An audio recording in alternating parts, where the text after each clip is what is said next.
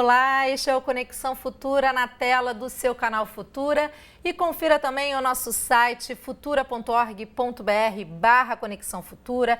Aqui você encontra os destaques da semana, tem um programa super bacana sobre essa possível reforma no ensino médio. Você tem dúvidas sobre a MP lançada pelo Ministério da Educação, então assista esse programa, você vai ter muitas informações, vai poder respaldar aí a sua opinião sobre esse assunto. Você encontra também outros episódios do Conexão Futura e acessa os links para as nossas redes sociais, o Facebook, o Twitter e o nosso canal oficial, claro, no YouTube.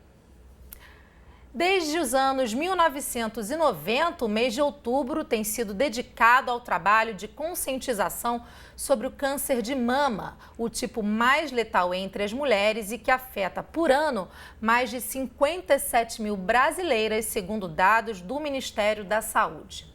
Mas o câncer de mama também pode aparecer nos homens.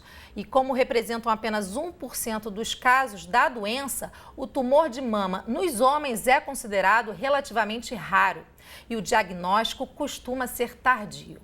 Bom, o livro Como Estamos? Os Desafios do Câncer de Mama, escrito pela médica oncologista Sabrina Chagas, conta a experiência dela no enfrentamento da doença com o próprio pai. E é com a Sabrina que conversamos agora sobre esse assunto.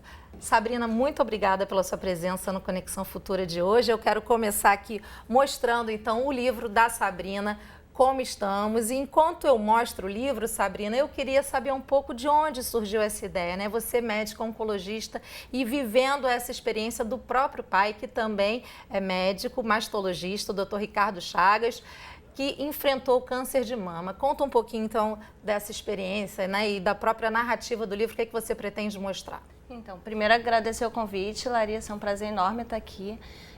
Meu pai, ano passado, teve diagnóstico de câncer de mama.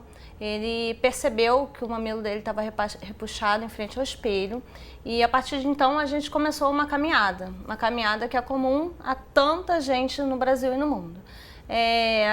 Meu pai, ele é muito reservado e a gente começou a trocar muita mensagem de texto.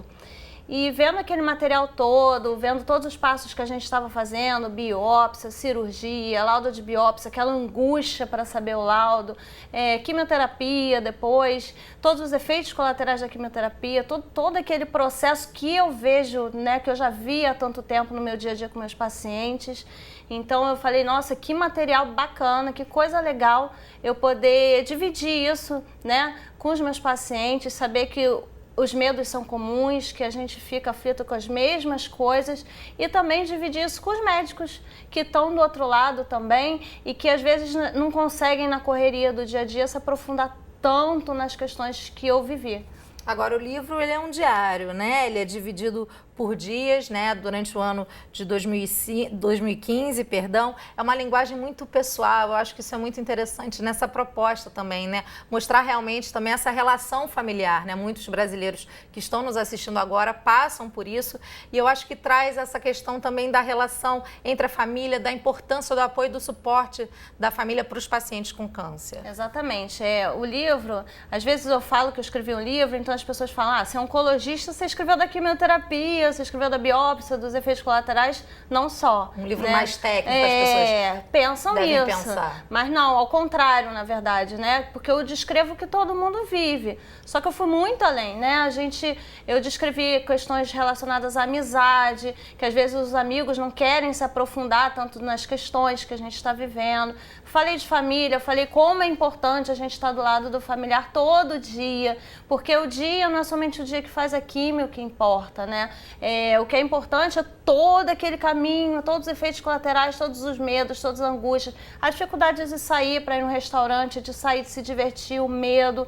Então eu falei muito de família, eu falei muito de amizade, falei muito dos fatores humanos, né, que estão presentes nessa caminhada e que às vezes a gente passa batido só olhando para a doença. Agora, Sabrina, você é uma médica oncologista reconhecida na sua área, o seu pai também, bastante reconhecido. Como essa experiência, né, de enfrentar a doença ao lado do seu pai e escrever esse livro influenciou, de certa forma, agora a sua forma, né, de lidar com seus pacientes? Isso aconteceu, estar do outro lado, mudou um pouco também a sua própria abordagem? Mudou muito, porque eu costumo até falar isso. A quimioterapia normalmente, né, é de 21 em 21 dias. Então a gente, enquanto médico, a gente assiste o paciente 21 dias depois dele ter feito a quimioterapia. Então toda aquela época dos sintomas mais puxados já passaram. E quando ele chega na sua frente, ele não detalha mais aquilo, então a gente não consegue absorver o quão difícil aquilo foi. Então agora, quando o paciente senta, a gente conversa, eu tento detalhar, tento dar apoio, tanto o título do livro é Como Estamos, exatamente por isso que a caminhada não é só dele, é minha também. Então eu acho esses fatores fundamentais, que às vezes a gente pensa médico é tratamento. Não, médico não é tratamento, médico é tratamento, é abraço, é carinho, é querer dividir aquelas histórias que a gente quer andar junto. Então eu acho que isso é bom para o paciente se sentir mais à vontade e isso eu descrevo bem no livro. Muito legal. Olha, agora vamos falar então do câncer de mama em homens. É um câncer considerado raro, ele representa apenas 1% em todo o mundo e exatamente por isso esse diagnóstico acaba sendo um pouco tardio. Como é que os homens então podem fazer essa prevenção? Qual é a prevenção do câncer de mama para os homens? Na verdade, a gente tem um problema cultural. Homem normalmente já não procura médico, normalmente tem que ter... Já é difícil. Tem que ter a esposa no ouvido, algum familiar, mãe, filha, para ficar naquela busca. Então é importante, e os canais servem para isso, para a gente mostrar que existe autoexame no homem. O homem tem que conhecer seu corpo também. E também lembrar as esposas, as familiares femininas que acompanham, também prestar atenção nas mamas dos homens, aquelas que levam o paciente ao consultório, entendeu? Então, palpar o seu corpo, procurar médico, qualquer alteração que tenha, tem que procurar, percebeu que tem alguma coisa de diferente, não tenha medo, porque quanto mais cedo a gente diagnosticar, mais cedo a gente tem a cura, a garantia da cura e a busca dessa cura. No livro você narra, né, e você até contou aqui no início da entrevista, que o seu pai percebeu isso olhando a própria mama, né, o bico do peito, assim popularmente chamado, no espelho. Essa alteração nos homens é mais visível? É sim, por quê? O homem ele tem tecido mamário menor.